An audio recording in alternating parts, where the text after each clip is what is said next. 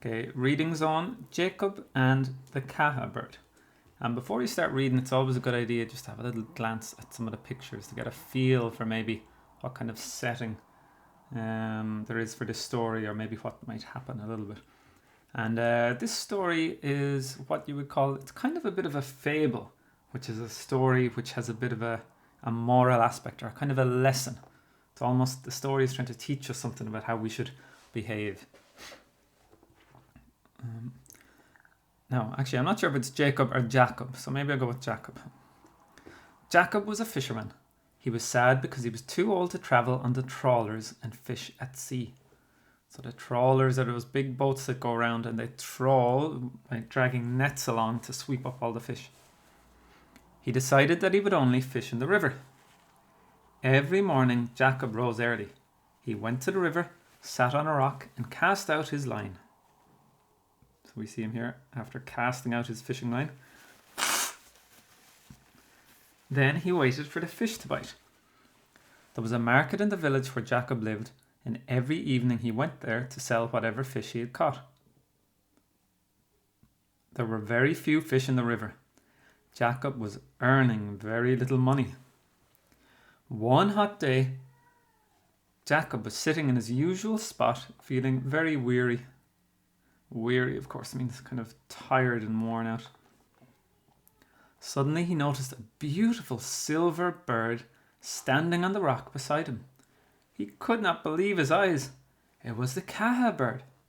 The Kaha bird was a very rare bird. People believed that it brought good fortune to anybody who saw it. And we can see it here now. I'm not sure if maybe it's a real bird, I don't know, or was it made up for the story. It looks a little bit like a heron, which you might see around Loch Ray sometimes if you're lucky, maybe down by the moat in the walks. So it's a very rare bird and brings good fortune. You look sad. Have you no one to care for you? Asked the Kaha bird. No, replied Jacob.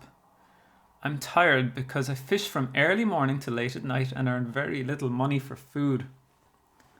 You are too old to have to work so hard, the Kaha bird said.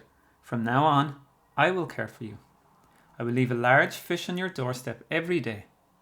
Do with it what you will. That evening, the fisherman returned home happy.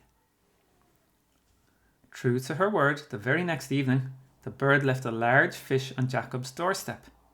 He brought it to the market, sold it, and got a lot of money in return. This happened every day. Soon, Jakub was a very rich man.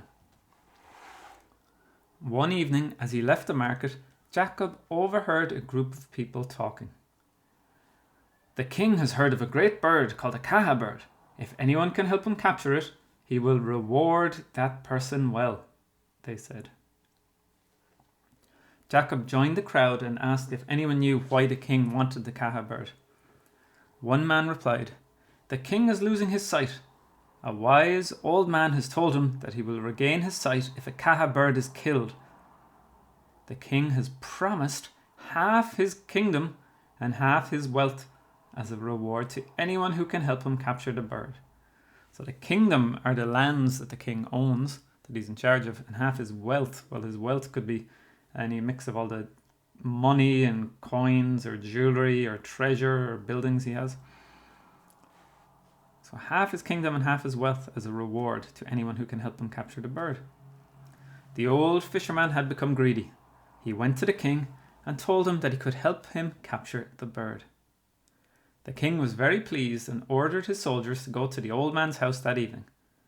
They hid in Jakub's house and waited. When the Kaha arrived with the fish, Jakub was there to greet her. He invited her into his house. I have never thanked you, he said. Please come inside. I have prepared a feast for us to share. The Kaha slowly flew down and landed on a rock near where Jakub stood. As she did so, the king's soldiers rushed out and tried to grab her. Jakub knew that he could lose everything if the bird escaped. He ran to help the soldiers. He held on to one of the great bird's legs. The Kaha flapped her powerful wings and started to rise high in the sky, with Jakub still holding onto her leg. The Kaha spread those mighty wings and soared higher. Soon Jakub and the Kaha were just dots in the sky. They were never seen again.